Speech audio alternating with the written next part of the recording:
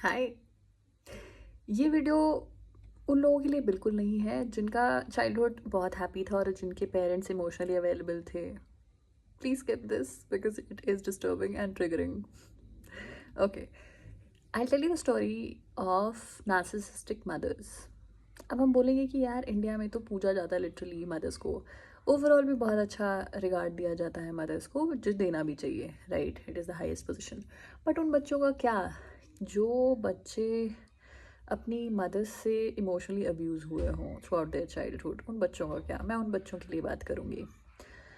तो अब इन बच्चों के साथ क्या हुआ कि बचपन में इन्होंने देखा अपनी मदर को इमोशनली अब्यूज़ होते हुए, और कुछ तो फिज़िकल अब्यूज़ भी देखते हैं घर पे। तो इस चक्कर में क्या होता है कि बच्चे सोचते हैं कि हमारे घर का विलन जो है वो फादर है, इन लॉज हैं मेरी हमारी मदर के, जो कि है भी, which is a truth, right? कि एब्यूज़िव इन लॉज मिल जाते हैं, एब्यूज़िव हस्बैंड मिल जाता है, अल्कोहलिक होते हैं, इमोशनली डिस्टेंट होते हैं फादर्स, इमोशनली एब्सेंट होते हैं। तो it is very easy and it is true also, right, to feel कि father and his family is the villain. But अब क्या होता है इस डायनेमिक्स में, ऐसी मदर का आना जो खुद ही नार्सिसिस्ट है, narcissist by I mean covert narcissism. ये टर्म यूज़ होती है उन लोगों के लिए जो लगते नहीं है, जो दुनिया के लिए महात्मा है एकदम, क्योंकि वो चैरिटी भी करते हैं, वो सर्विस करते हैं, अच्छी सर्विस, मतलब लोगों के लिए there be of like service to an extent कि सबको लगता है ये लोग तो देवता हैं, राइट? लेकिन चार दीवारी में वो कुछ और हैं। चार दीवारी में वो इमोशनली अब्यूजिव हैं। वो अपना सारा ट्रॉमा, सारी पेन, प्रॉब्लम्स डंप करते हैं अपने बच्चों पे, और इस तरीके से कि अपने बच्चों को गिल्ट ट्रिप में डाल देंगे कि तुम मेरे साथ कुछ गलत मत कर देना, क्योंकि मैं तो बहुत ज़्यादा बेचारी हूँ और मैं इतनी ज़्यादा प्रॉब्लम से गुजरी हूँ। मैंने तुम लोगों को ऐसे पैदा किया है, ऐसा पाला है, पोसा है इतनी मुश्किल में। मैं तो अपने हस्बैंड को कब से छोड़ देती। मैंने सिर्फ इसलिए नहीं छोड़ा क्योंकि तुम थे, तुम्हारी वजह से मैंने ये नहीं किया एंड ऑल। ये सब होता ही है। लेकिन ये अब्यूज़ इस तरीके से चला जाता है कि वो आपकी सारी प्रॉब्लम्स, आपकी सारी पेन्स, आपकी नीड्स को बिल्कुल डिसमिस कर देती हैं। अगर आप दिखाओगे कि आपको कोई प्रॉब्लम है तो शील डिसमिस, कि ये शील मैनिपुलेट इन अ वे कि आपको लगेगा कि मुझे ये सच में प्रॉब्लम है, या मैं सच में I am making this up in my head. Okay, so ऐसे बच्चे ना बहुत लो सेल्फ वर्थ और लो सेल्फ एस्टीम के साथ पैदा होते हैं, बड़े होते हैं आई मीन। और लिटरली फिर उन लोगों को बहुत मुश्किल जाता है अपना डे टू डे, बहुत मुश्किल रहता है उन लोगों के लिए सर्वाइवल उसके बाद, क्योंकि उनको प्यार ही नहीं मिला ना, ना फादर से ना मदर से। तो अ, बहुत सालों बाद रियलाइजेशन होती है कुछ लोगों को कि oh my God, this was the problem. तो अगर आप इस तरह के अब्यूज़ के शिकार हैं, सो you need to start healing and distance yourself, because it is not impossible to heal from this. It is very much possible to heal from such dynamics. It's just that you have to take care of yourself a lot.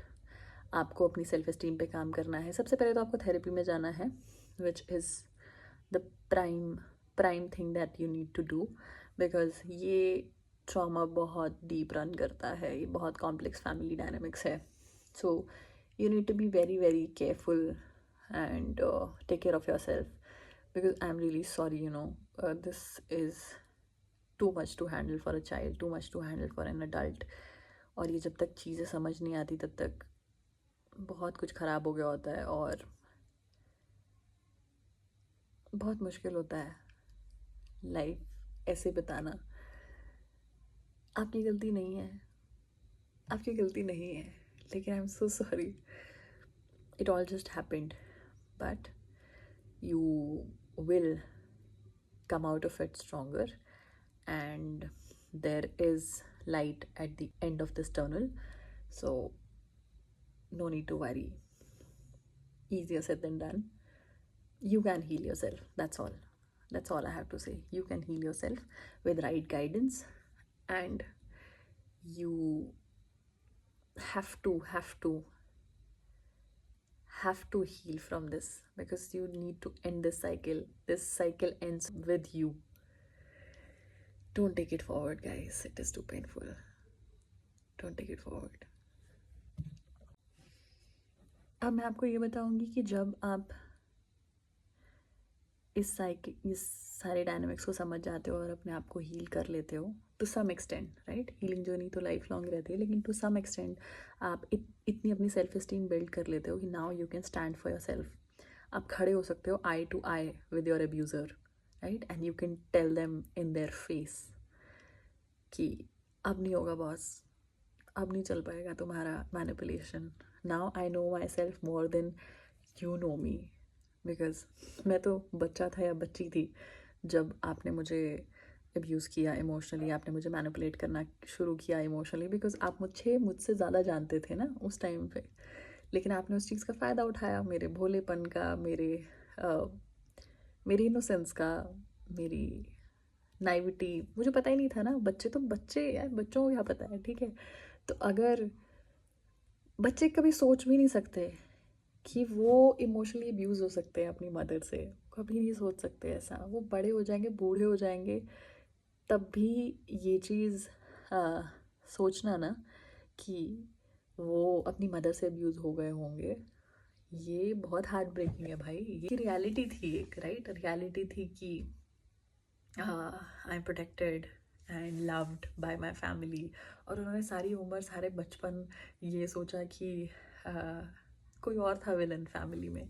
लेकिन ultimately जब कोई और निकलता है ना, it's like a movie scene, it's like a movie plot twist, जो कि अभी सुनने में तो बहुत इजी लगता है, लेकिन जो इसके थ्रू, जो जिनके साथ ये होता है ना, उनकी लाइफ शैटर हो गई है अभी तक, क्योंकि वो इतने खराब स्कूल, कॉलेज, रिलेशनशिप्स, जॉब्स और अपनी फिज़िकल, मेंटल, इमोशनल हेल्थ से जो गुज़र चुके हैं ना अब बुरी तरीके से, उनका सब डैमेज है भाई। उनको ज़ीरो से शुरू करके बिल्ड करना पड़ा है सब, जब उनको पता चला है। और वो भी इनिशियली हीलिंग में, थेरेपी में नहीं पता चलता है, पता है?